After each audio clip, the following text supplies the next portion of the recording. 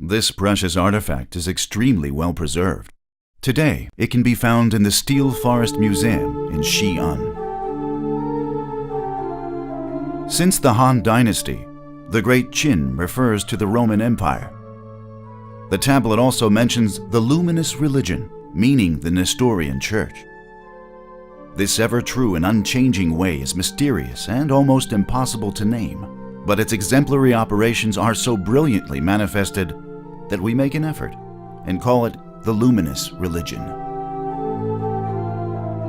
After Christianity had become the official religion of the Roman Empire, some believers followed Nestorianism. It argued for the separation of Jesus' divine and human personae, believing that the Virgin Mary should be referred to as Christ-bearer rather than God-bearer. In 431 AD, the First Council of Ephesus condemned Nestorianism as heretical, and so the Nestorians relocated to the east and eventually entered China as the luminous religion. What may seem at first glance to be purely coincidental is, just as Christianity was traveling east to enter China, the Chinese were journeying west in search of sacred texts. It is unclear when these legends of sacred texts in the West and the Western Paradise began moving through the hearts of those in the East.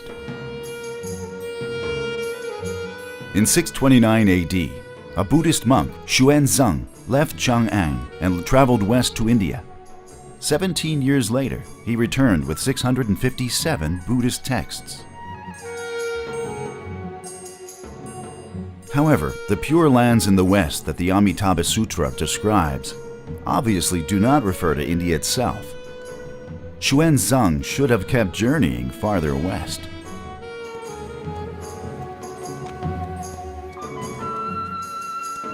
As if it were meant to be, 6 years after Xuanzang stopped in India in his journey west for sacred texts, Bishop Alopen brought the Bible from the west to Chang'an.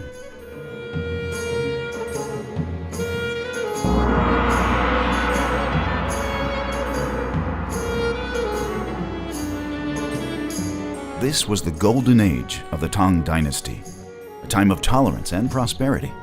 Following a personal welcome by Chancellor Fang Xuanling, Alopen was granted an audience with Emperor Taizun, then arranged for him to enter the imperial library and begin translating the Bible. 3 years later, Emperor Taizun declared that Christianity contained truths beneficial for both individuals and society as a whole, and proclaimed that it should be disseminated across the land. He funded the building of a Nestorian church called the Great Qin Monastery, housing 21 priests in the Yining quarters of Chang'an. In the Mugao caves of Dunhuang, Sir R. Stein discovered a silk painting. Though there is significant deterioration, we see a person in the painting who is crowned and holding a scepter.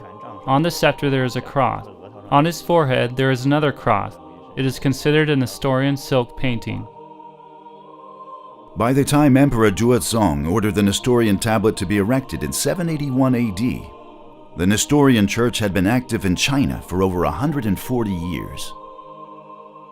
Nestorian manuscripts use considerable amount of Buddhist and Taoist terminology. Although these words are simply borrowed, the manuscripts clearly reflect Nestorian Christianity. The manuscripts mention the Great Qin Monastery, which is actually a Nestorian church. The manuscripts use phrases like triune to refer to the Christian Trinity of the Father, the Son, and the Holy Spirit. Aloha is the Syriac term for God, and Mishihu means Messiah or Jesus Christ.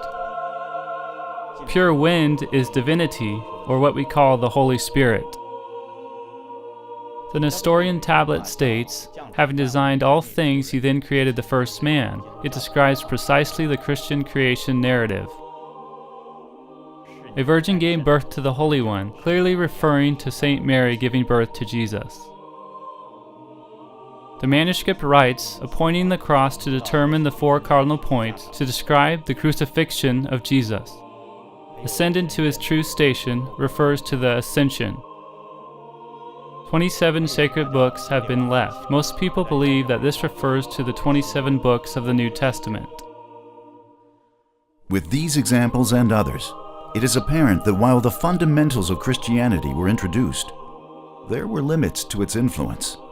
Christianity in China still depended on Buddhism and imperial power. In 845 AD, Emperor Wuzong ordered the persecution of Buddhism, which spread to Nestorian Christianity. Churches were destroyed, priests were banished, and the Nestorian tablet was buried.